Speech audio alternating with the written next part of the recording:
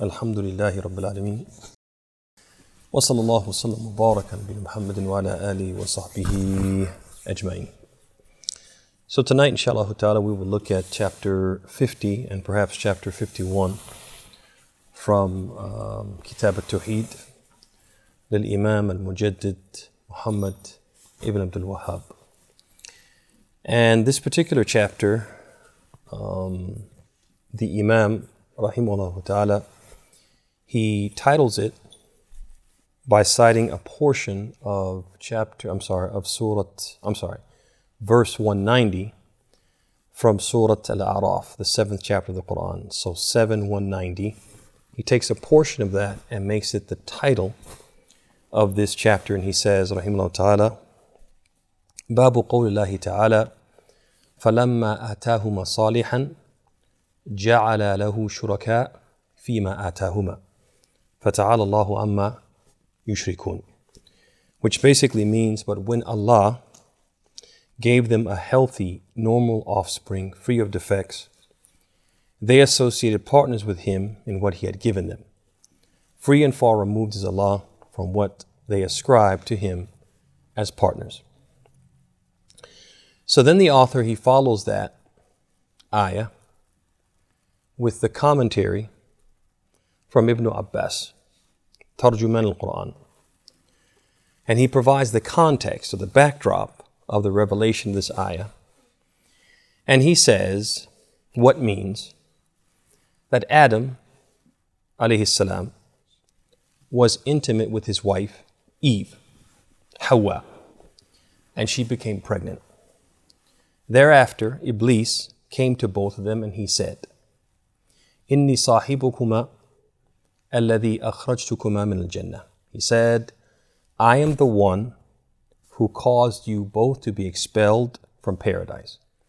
So he starts out his monologue by basically reminding them or asserting his power. Like, remember who I am. Remember the situation that I put you in. That I have abilities. I can do things. He wants to preface what he's going to say by saying this, to set the stage for what he's going to say and to increase the likelihood that what he's going to say is going to achieve the objective that he wants to achieve. So he says, just remember me. I'm the one who got you in trouble with your Lord and got you expelled from paradise. Then he goes on and says, لَتُطِيعَانِ, you had better obey me. Then he goes on and he says, أَوْ لَأَجْعَلَنَّ لَهُ قَرْنَيْ. This fetus in your womb, if you don't obey me, I'm going to cause it to grow horns like the horns of a gazelle.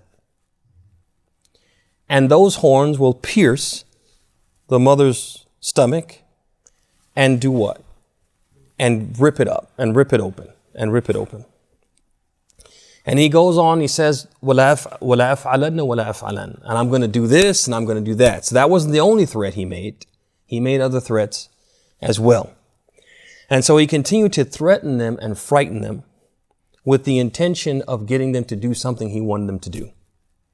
And that was, he said, سَمِّيَاهُ عَبْدَ الْحَارِث. This fetus, I won't do these things that I'm threatening to do if you name the child Abd al-Harith. Okay, and we're going to talk about why that name is problematic and why the shaitan wanted them to do that. So, they refused. They refused to obey him, and the child was born stillborn. فَخَرَجَ مَيِّتًا. So then Eve became pregnant a second time, and the shaitan came and he did the same thing. He made the same threats, and he made the same demands. سَمِّيَاهُ عَبْدَ الْحَارِث. Name him Abd al-Harith. And again, they refused to obey him. فَخَرَجَ مَيِّتًا. So the child came out stillborn again. And so the third time that Eve became pregnant, أَدْرَكَهُمَا حب الولد فسمياه عبد الحارث. Shaitan came to them, said the same thing, made the same threats, made the same demands, and they really, really wanted a child. They were overcome by the desire to have a child. And then you have to imagine what a traumatic experience it was to go through pregnancy and have all of that hope and anticipation, excitement, and have the child be born stillborn, and then have the child be born stillborn. And just feeling like the shaitan was making true on his promises, making good on his promise. He didn't give it the horns, but it came out stillborn, okay? And being in that state of trauma and allowing the doubt that perhaps he does have these abilities, and if we don't obey him, we'll never have a child. So they gave in to that, they were overcome by that, and they named their child Abdul Harith. And then Ibn Abbas, he said, this is the meaning of the statement of Allah in which he said, فَلَمَّا أَتَاهُمَا صَالِحًا جَعَلَ لَهُ شُرَكَاءَ فِيمَا أَتَاهُمَا. That when Allah gave them a healthy, normal offspring, free of defects, they associated partners with him in what he had given them, Abdul Harith. And we're going to talk about where the association came and all that. So basically, let's just go back before we actually get into the ayah, the athar, and the meanings of it. Go back to the purpose of the Imam in bringing this chapter. And that basically, this section of the book, it stresses and emphasizes exalting Allah. And emphasizes that there's a certain etiquette and a certain level of respect and reverence that the believer, the monotheist, the muwahhid has to have towards Allah, Jalla Jalaluhu Azama Sultanu. And that in that line of, along with that, there are certain acts or certain violations or certain acts that we do, certain things that we can do that will violate the respect that goes hand in hand with at-Tawheed, or the respect that is necessitated by at-Tawheed. There are certain things that we can do, certain things we can say, certain beliefs we can adopt that undermine that respect and reverence. And one of those is not allowing our desires for worldly things to take precedence over our commitment to a tawheed and avoiding a shirk, even if it's a shirk in just what? In just the words. We don't believe this, but we say it because our desires for something of this world, we feel like if I say this thing, which on the surface of it makes me seem like I'm not really a person who believes in a tawheed. I say it while in my heart I really believe in a tawheed, but I believe that saying this will reap me some worldly benefit. So I give precedence over this worldly benefit. I give precedence to that over what? Maintaining the integrity of my tawheed. You guys see that? Even though I'm not undermining it completely, just what? Just in words. Just in words. طيب. So now let's look at how that's all tied together. So Allah says, فَلَمَّا آتَاهُمَا. But when He, Allah, gave them, meaning Adam and Eve, as we see from the tafsir of Ibn Abbas. Salihan. This word salih, it can be translated as good, pure, or righteous. And most often when it's used in Islamic terminology, it refers to spiritual qualities. A person is spiritually good, spiritually pure, spiritually righteous. But it can also mean in the Arabic language, and what is meant here by it is physical purity. Physically pure. Free of what? Defects. No handicaps. And not afflicted with some type of disease. Okay? And not under threat or risk of what? Of becoming lifeless. Right? Like the other children were born lifeless. طيب. Then he said, جَعَلَ لَهُ شُرَكَاءَ فِيمَا أَتَاهُمَا. They associated partners with him in what he had given them. Now this word shuraka, it gives the impression, it implies that Adam and Eve associated partners with Allah. They committed a shirk in the traditional sense, the way that we typically know the word to mean. They committed some type of shirk. Could have been major, could have been minor, but they committed some form of shirk. That's the impression you get from the word shuraka. But this apparent meaning is not intended. Allah is not saying that they committed what? The shirk that we know and that we typically understand when we hear the word shuraka or we hear the word ashirk. And we know this for three reasons, or at least three reasons. One of them is that the early Muslim scholars did not understand or interpret the verse in this way. They didn't understand that Adam and Eve had committed shirk in the traditional sense, but rather in a different sense, in a more general, as we're going to see, a more general sense that doesn't refer to what? Associating partners with Allah in the way that we're talking about taswiyatu ghayrillahi billah fi shay'in min khasa'is Allah. Equating something other than Allah in something which is specific to Allah, right? That's not the shirk that they committed, and that's not what Allah means here. And one of the indications of this is the tafsir that the Imam brought in the actual chapter. That's the tafsir of Qatada, in which Qatada he said, shuraka fi ta'atihi, wa lam yakun fi ibadati. He said, partners in his obedience, not in his worship. They didn't make partners with Allah in terms of worshiping something other than Allah, but rather there was a type of what? Associating in what? In obedience, right? In obedience to a certain degree, not what? In a complete sense, not in an absolute sense. Another way that we know that that's not how we should understand it, that Adam and Eve didn't commit a shirk, is because a shirk, even if it's minor shirk, let alone if it's major shirk, is a kabira. It's a major sin. And the prophets of Allah and the messengers of Allah are ma'sumun. They are prevented and protected by Allah from committing major sins. They're prevented and protected by Allah from committing major sins. And Adam is certainly a messenger, a prophet of Allah. And we know this because when the Prophet was asked about Adam, he said, Nabiyyun mukallam. He said, Adam is a prophet to whom Allah spoke, right? To whom Allah spoke. And so the scholars of Islam, or the scholars of Sunnah, the orthodox scholars of Islam, or the scholars of Orthodox Islam, they're in unanimous agreement that the prophets do not commit major sins, right? They don't commit major sins, although they can commit minor offenses, minor transgressions. And we know this because Allah subhanahu wa ta'ala says about the best of the prophets, the Prophet Muhammad alayhi salam, he says, لِيَغْفِرَ لَكَ اللَّهُ مَا تَقَدَّمَ مِنْ ذَنْبِكَ وَمَا تَأَخَّرَ. That Allah might forgive your previous and future sins. Now, if we understand that the prophets don't commit major sins, what could Allah be talking about? Minor sins, minor transgressions, right? And so whatever Adam did, it couldn't be what?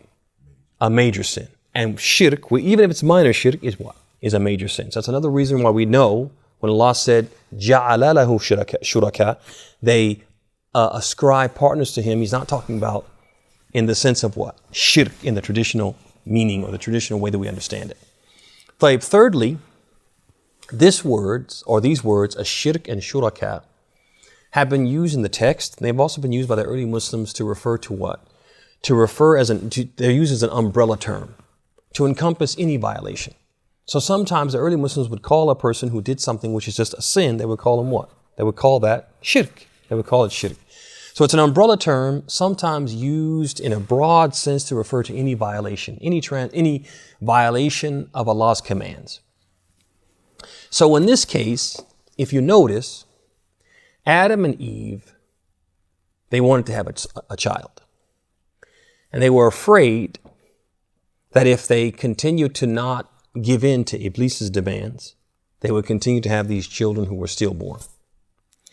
And so they allowed their desire to have a child to take precedence over maintaining the absolute integrity of their Tawheed. And they made what? A concession, named their child Abd al-Harith, not because they really believed that their child was the slave of what? Of the earth or the one who tills the earth, but rather just whatever we have to do to what? To have a child, even though we don't believe in this. And so that slight failure to maintain the integrity and equating or putting on an equal plane their desire to have a child and their desire to please Allah, it was called what? جَعَلَ لَهُ شُرَكَاءَ. They made with him what? A partner. Not a partner in what? The sense of major shirk or the shirk that we traditionally understand, but a type of what? A type of shirk, which means what? A transgression or a violation of what was expected. You guys see that? And we know that it's unacceptable for anyone for any name to be given to anyone that implies servitude to other than Allah, because as the Imam said in the chapter, he mentioned from Ibn Hazm that Ibn Hazm he said, أجمعوا على تحريم اتفقوا على تحريم كل اسم معبد لغير الله كعبد عمر وعبد الكعبة إلى آخره. So he said, the scholars are unanimously agreed that it is prohibited to give a name that implies servitude to other than Allah, like the servant or the slave of Umar or the slave of the Kaaba, etc. And so it was wrong for them what? To do that. And did they do that because they believed that their child was the servant of someone other than Allah? No. They just did it because the desire to have a child was so strong that they what? They made this compromise. They made this concession, and they compromised the integrity of their Tawheed to what? To have a child. That's what happened. All right.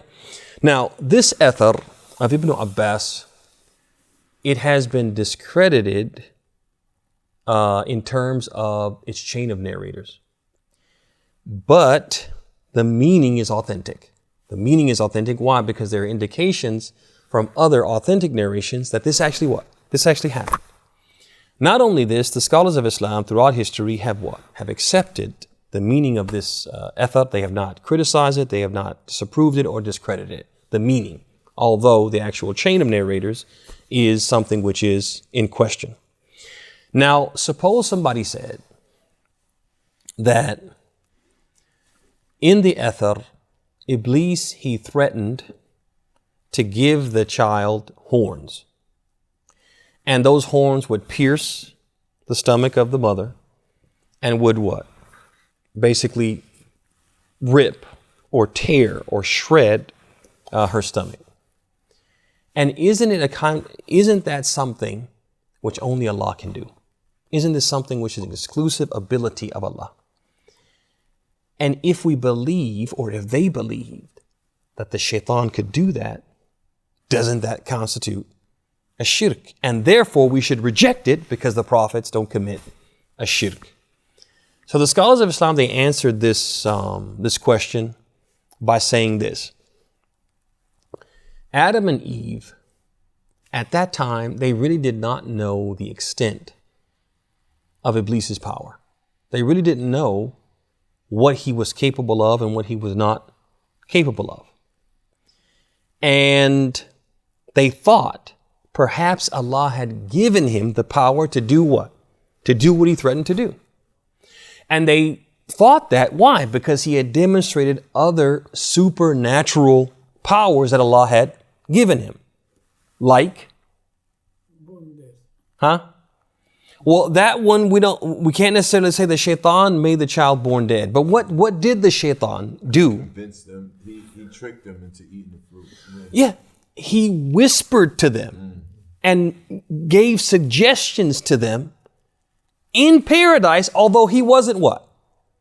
He wasn't in paradise. He had already been what? Expelled. So somehow from outside of paradise, he was able to what? To whisper and to suggest and to prompt them to do things even though he wasn't physically present. Isn't that supernatural? Can you do that? I can't do that. And so Allah had given him certain abilities that were not on par or on the same plane with human abilities. And so they didn't know if Allah had also given him what? Given him this ability.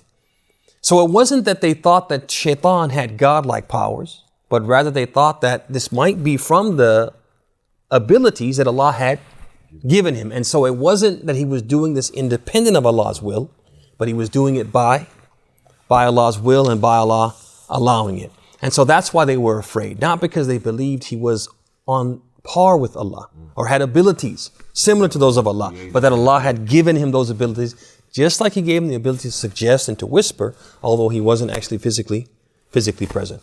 And so there's no blame on our mother and father for what? Not knowing Shaitan's abilities, thinking that might be one of his abilities, and wanting what? Wanting a child so desperately that they made this mistake. But this mistake was by no means a form of what? Of shirk, the shirk that we know or traditionally talk about, or that the book is railing against. But what it does teach us, this chapter that the Imam brought, it does teach us that being a muwahhid, being a monotheist in the complete sense, it necessitates not allowing our desires to take precedence over or influence our decisions to the extent that we compromise our religious integrity. We compromise our what? Our Tawheed. And so even though our mother and father didn't commit shirk in the traditional sense, what they did was what? Was wrong. Was wrong. We can't, no matter how much we want something, even if the thing that we want is lawful, we're not supposed to compromise our religion for the sake of what? Of that thing. That's basically the message in the ayah. And the important part about this section is a lot of the things that the Imam is dealing with are things which are less conspicuous and things that the more committed people fall into. So when he started out the book, he talked a lot about things that most of the committed people are knowledgeable enough to avoid, to know that it's wrong, and committed enough to avoid. Now he's talking about things that, and he's going to continue to talk about things that's even some of the committed people struggle with. And so this one right here, being put in a situation where you really want something and what you want is legal, but you feel like the path to get it, the only path to get it, is something where you have to compromise the integrity of your faith. And some people, because they want that thing so desperately, will do what? Will compromise their faith. And in that way, they are not in the traditional sense, but in a sense, they are making what? Partners with Allah. You guys see that? Making their desires a partner with Allah. You guys see that? And so that's basically the message in the chapter. And it's something that the Imam is calling our attention to, and something we do have to pay close attention to, because most of us are the people who are committed. We come to the masjid, we pray in the masjid, we pray Jummah, we read Quran, right? We make dua to Allah. We try to give charity. We try to be kind to Muslims and help Muslims. We're the people who are the religious Muslims. And so when you start talking about things like sacrificing to other than Allah, prostrating to other than Allah, right? Going to somebody's grave, etc. These are things that we're like, come on, nobody would do that. I would never do that. And so we begin to think that Tawheed is not something that we need to pay too much attention to, because what? We've got that. You know, we've got a good handle on that. High visibility, it doesn't. Exactly. But some of these less conspicuous things are things that we do fall into. We get put in those situations where there's something we really want and something we can legally have. But we feel like the only path to get it is by compromising. And so we compromise. And in that way, where we're doing what? We're making our desires, what? Kind of in competition with Allah subhanahu wa ta'ala. And so that's why the Imam brought this chapter. Because as we said at the outset, the meaning of it, or the purpose of it, is to encourage us to magnify Allah and make Allah the greatest thing in our lives, the greatest things in our eyes, and the greatest things in our heart, greatest thing in our hearts. And if we make these little compromises, we're not doing that. Any questions or comments? Tafadhal, Shaykh. The word polytheist, and he's referring to Adam, is that right? Now, some of the commentators and some of the translators of the Quran, they opted.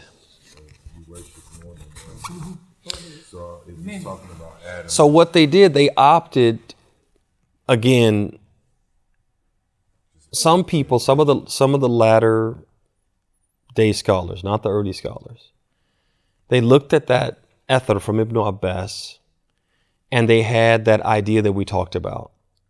Come on, if we say that this is about them, and they believe that Iblis could give the fetus horns, that is shirk. It's not possible. So they said it's not talking about them, it's talking about what? The polytheists in general. But that's not consistent with the traditional interpretation and commentary. So again, the word shuraka, which is closely associated with the word shirk, is not meant in the verse in the traditional sense. But that's why they did that. A lot of the commentators. No worries. No, a lot of the commentators, they, and I'm glad you pointed it out because you're going to read, as I was reading some of the translations, because I don't like always to rely on the translation in the book. I want to see how other people translated it. So I have like 2 or 3 different like translations of the Quran into English. And yes, some of them said, and when the polytheists, and then some of them said, and when some of the descendants of Adam, not Adam himself, but the descendants of Adam. It's like, that's not, but, and even if you notice the wording of it, it says, فَلَمَّا أَتَاهُمَا, when Allah gave the 2 of them. Not them like atahum. Them like what? Their descendants, right? A group of people. No. So it's talking about 2 specific people, a specific couple. And it's talking about what? Adam and Hawa. And we know that because that even though the chain of narrators for this athar is discredited, the meaning of it is not. The scholars accept the meaning of it. They just say that the chain of narrators that conveyed it to us is an authentic chain. And so the early scholars had no problem with saying it was Adam and Eve, but they said Adam and Eve didn't commit what? Shirk in the traditional sense, in the sense of that major crime that is the greatest sin. That's not what they did. That's not what they did. So that's basically, So the reason why you see that in some of the translations is because they just wanted to get away from attributing this to Adam and Eve. Yeah. Barakallahu feek. Munir. 3 comments. 3 comments. Tafadhal Shaykh. 4, okay. First one, and then see this. If I am in this place and the space of Adam and Eve, today I'm a human being, Abdul, and I go and intimate with my wife to have a child, and the child born without soul, and it happened to me again and again. What I'm supposed to do? I'm a Muslim. أدعو الله. ما شاء الله. أدعو الله. إيه. اللهم أعطينا طفل ولا أعطينا بنت ولا أعطينا ولد ولا أعطينا مولود ولا اليوم. إيه. أدعو الله. يعني how you translate from Adam and Eve to our life nowadays. So what do you mean translate them to our life nowadays? Explain. In today's day and age. I mean, if this happened to me, per se. I mean, I think you said it. In any time we want anything, we're supposed to ask Allah. To the point that there's a narration attributed to the Prophet in which he said,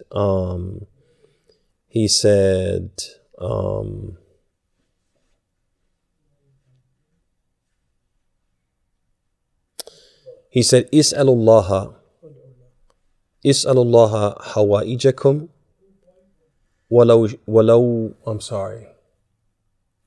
How does it go? I think he says walau, I might not have the love exactly right. Walau shasha na'lik. He said, ask Allah for your needs, even the strap of your shoe. Okay? And so obviously the meaning of that athar, or that meaning of that hadith, is authentic in the sense, or is genuine in the sense, or it's correct in the sense that we're supposed to ask Allah for everything, even the things that we think that we're able to do for ourselves.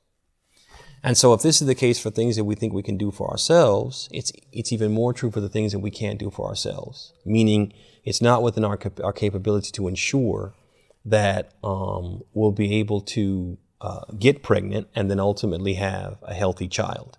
And that's why you see, for example, our examples in the prophets and messengers, like Ibrahim, like Zakaria. They asked Allah subhanahu wa ta'ala and they were granted. And what is that teaching us? It's teaching us that as hopeless as the situation may seem, we should ask Allah and believe that Allah can fulfill, because nothing is beyond His capacity. Nothing is beyond His ability. Whatever we ask for, He can grant it. Subhanahu wa ta'ala. Yeah. My next comment, as a cooperative comment, Mm-hmm. is I'm going to give an example, and then I'm asking the question. Mm-hmm. A writer who write a book, who write a poem, who write a journal, has an idea, a topic. Mm-hmm.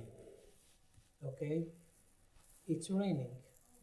Like when we were in school, it's raining very hard to describe. And then you see the imagination of a kid or student or to write. Mm-hmm.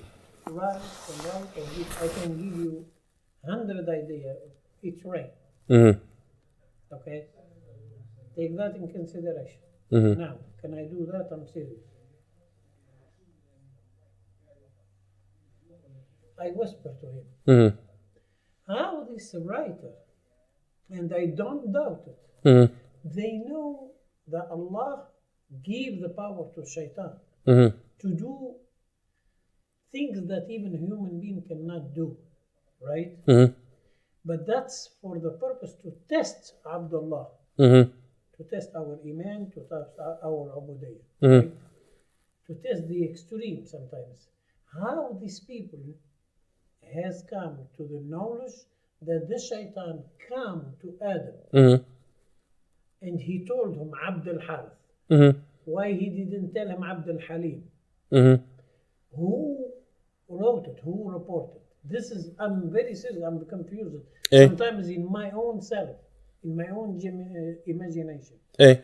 How is possible these people came after Adam?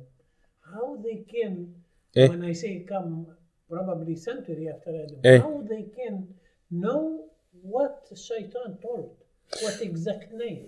Well, in this case, I'm sorry. تفضل. Just 1 second. Like I did this example, but I did whisper to him. Mm-hmm. You are here in the room. Mhm. Can you tell what I whisper to him? No, I can't tell. But how these people know, like Abd, Harith, this is my, I mean, it will be really more clear if I can, man. I'm not, Allah, my witness, I'm not doubting anything, but it's more make me in peace. No, it's a good question. Okay, let me ask you a question. Is there anyone who knows what you whisper to him? Me and him. That's it? Allah. أحسنت. طيب. So, whatever happened during the time of Adam and Eve, and before that, and after that, up until the end of time, Allah knows it. Right? It's written. أحسنت. And the ink is dry. Yeah, he knows it. He recorded it. أحسنت. So now, this athar, it was narrated to us by Ibn Abbas. Okay? And Ibn Abbas, he had to get it from somewhere. Now, he either got it from what? From thin air. Right? He just got it from thin air. Or he could have saw it in a dream. Or he could have been told by the Prophet, ﷺ, or by one of the Prophet's companions. Okay? Which one of those is more likely? Companion. Or the Prophet himself, right? Or the Prophet himself. Especially when it comes to what? The deen of Allah. When I say the companion, because I am not sure the reason why that Ibn Tumayma. No, Ibn Abbas is the one who narrated. I don't know whether Ibn Abbas was one of the Sahaba or not. Yeah, Ibn Abbas is the cousin of the Prophet ﷺ. I didn't know that. And he was someone who the Prophet ﷺ, he caught a hold of him and he prayed for him. And he said, Allahumma faqihu fi ad-din wa 'allimhu at-Ta'weel. He said, oh Allah, teach him the religion and make him a master of commentary of the Quran. And Allah subhanahu wa ta'ala, of course, answered that dua, and that's why Ibn Abbas is called Tarjuman al-Quran. He is considered to be a walking tafsir. Okay? So Ibn Abbas, he had this knowledge, and he got it, one, from the Prophet ﷺ. He also gained it from the Prophet's dua for him. And on top of that, he was a very diligent student, to the point that it's been narrated that he would go around and he would meet with the Sahaba and he would collect whatever narrations they had from the Prophet. And he was so diligent that he would go and he would hear that a man had a hadith one of the Sahaba of Rasulullah, and he would go to his house just before the qaylula, just before the time where they would all take their before noon nap.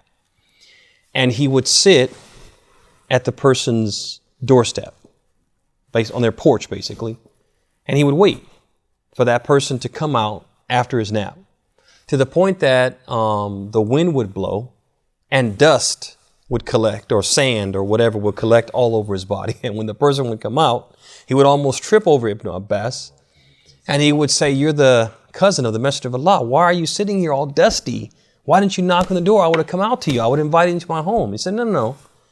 He said, the one who seeks something shouldn't,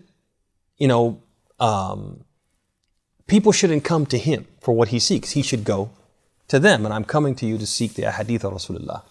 So he kept doing that and gathering these ahadith and gathering the knowledge and collecting the knowledge of what the Prophet had said. And that's why I said it's most likely, especially because it has to do with the deen, the religion of Allah, and it has to do with the unseen. Like you said, none of us was there, right? This is something from al-Ghayb al-Nisbi.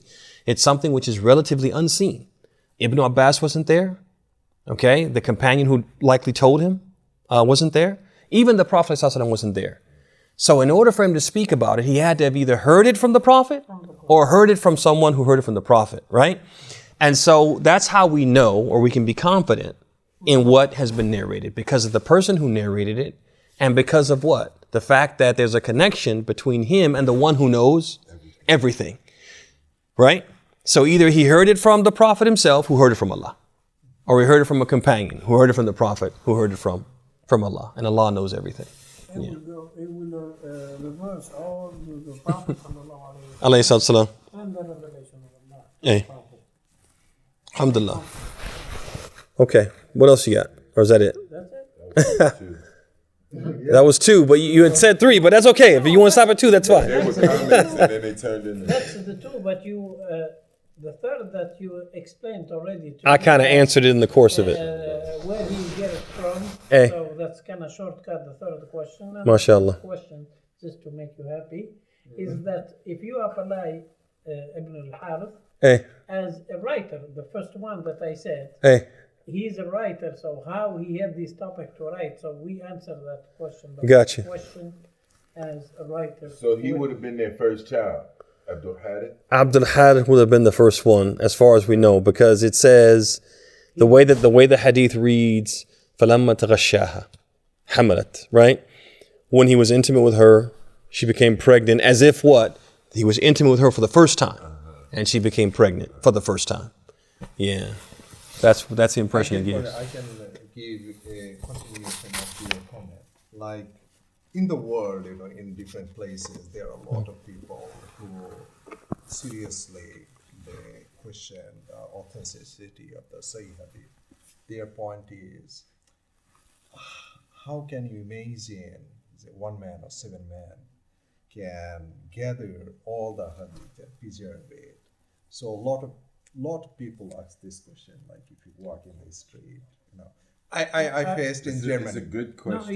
is that Muslim people or Yeah, Muslim. non-Muslim people? No, Muslim. I mean, by-born Muslim. Even they pray, but they ask, like their point is, non-Muslim people are also there, but who asked me was a Muslim.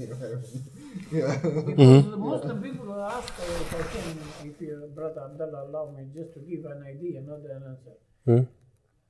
Islam home is not solid.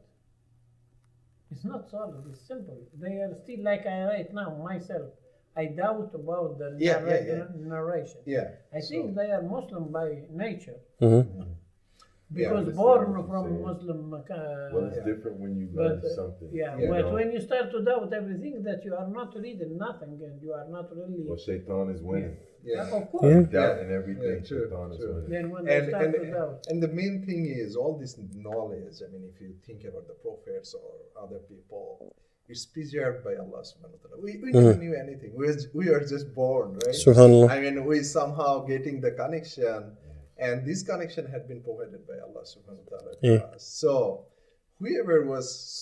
I replied to that man, like, maybe you don't have the ability. Like in our country, there are, SSC exam, higher secondary school exams, higher secondary school exams. So rank is given, like he is Bangladesh first, he is Bangladesh second. So they come in the paper, like in the first page, that guy is the first in whole Bangladesh. Wow. Yeah, second in whole Bangladesh. So I asked that guy, did you become Bangladesh first? He said no. I think so. Do you think that it's impossible to become Bangladesh first? So he said, he was confused. He said, no, since some people becomes Bangladesh first. I said, yeah, that's the answer. Like, even who become Bangladesh first, they are not really, before becoming that confident that they will be. They might have some confidence, maybe in the top, but not really. I'm going to be the first. Right. So it's basically, it comes from the Allah subhanahu wa ta'ala. Again, the preservation, like Allah subhanahu wa ta'ala gives the skills so that you become first. So 7 people, Allah can give this skill that you preserve everything. You keep everything in your brain, right? And again, through Allah subhanahu wa ta'ala. It's not through, by Allah understand. There's no other way. Yeah. Alhamdulillah. No, but you made a good point, Munir. Yeah, it's a very good question. Like, I told this just to say, like, I always think all of this in this way. Like, in Quran, I think, how many prophets are mentioned? 32, right? No, I think in the Quran 25 are mentioned. 25, yeah, by name. Yeah. Yes, by name. So, but there are a lot other stories. Maybe those are gone. Those are just Allah didn't want it to be within us. But those are just gone. But he did name him that there is other prophets. Yeah, that's true. Yeah, but those stories are gone. I'm just saying this. By the way, I'm not trying to show up, but I No. I'm saying for you. I'm just saying, like, listen to people. the rest. I was Tunisia 1, and Tunisia 2, and Tunisia 1. Wow, listen to him. Tunisia 1, Tunisia 2. Wow. What is that one? That's his country. He's best, making a joke. No, it's not a joke. Man, Wallahi, it's it's not. not. Wallahi, it's not. But no, I just want to make a point before we close out, following up on what you said, Munir, because you said something that was very important. And that was that that there are many Muslims who, one of the reasons why they're a little confused, they have lots of doubts, is because they themselves have not read, they themselves have not studied, they themselves have not experienced. Most of what they know from living in an environment and just kind of doing what everybody else does, following what everybody else does. And they get to a point where they're confronted. And they could be confronted by a professor in college. They could be confronted by a colleague at work. Or they could just be confronted by a book that they pick up and read that contradicts what they've always believed and understood is true and argues in a way which is convincing for the person who doesn't have real knowledge and any foundation on which to stand. And as they say, hearing is not like seeing, right? If somebody tells you something, your confidence and certainty about the truth of what they said is not the same as if you saw it yourself.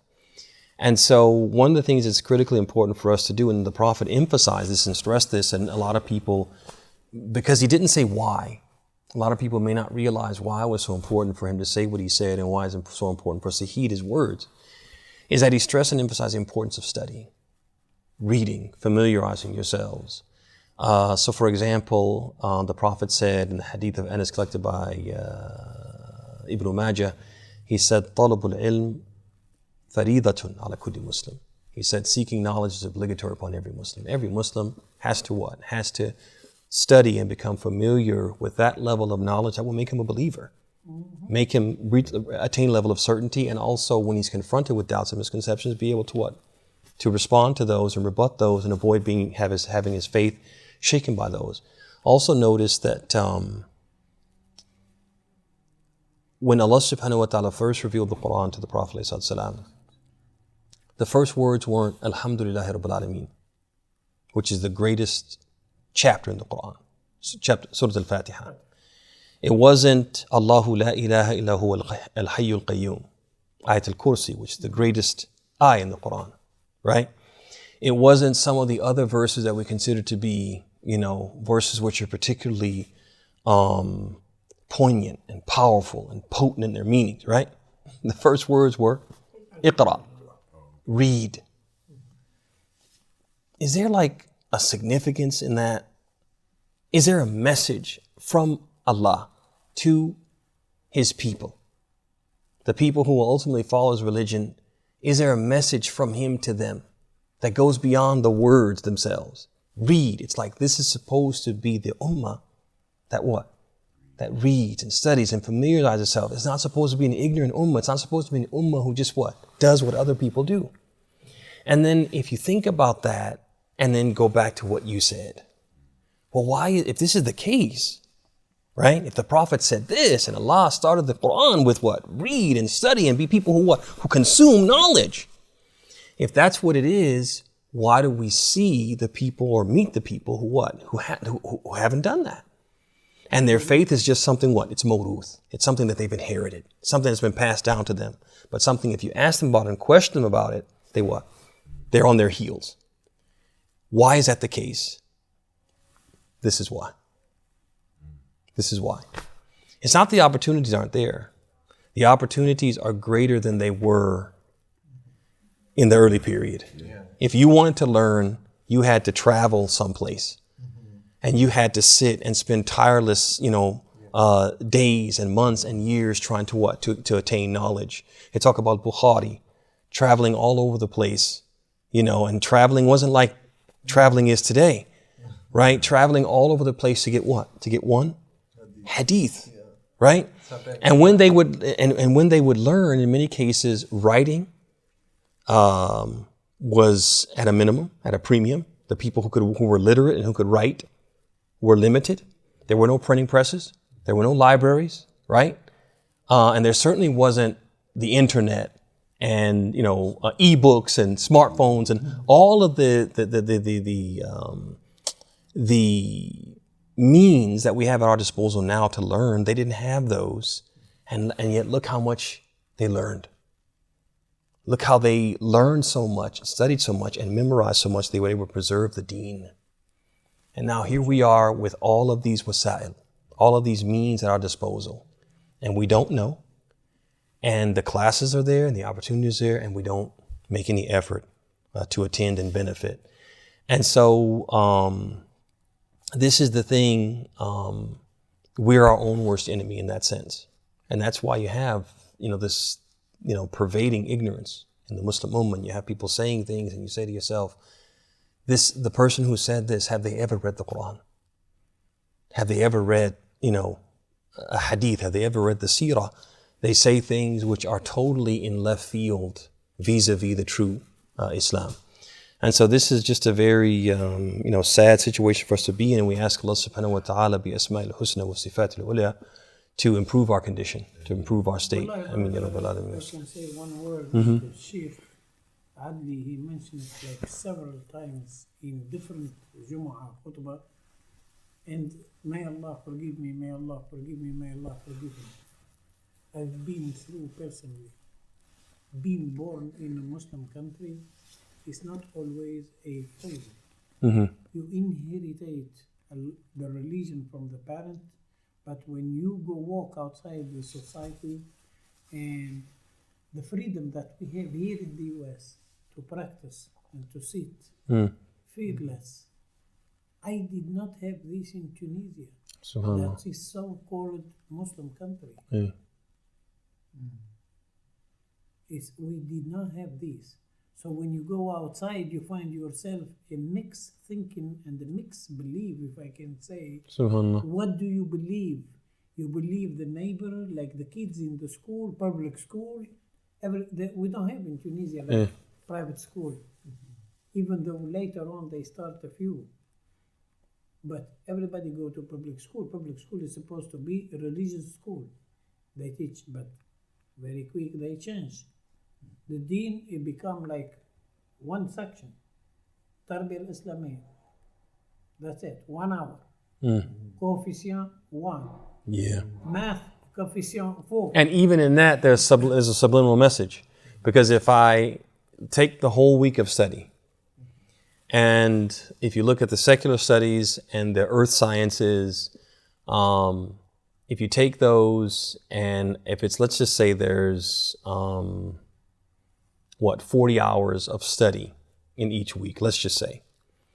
And 4 of those hours or 5 of those hours has something to do with religion, and the other 35 have to do with the earth sciences or secular studies. There's a subliminal message there. This is what matters.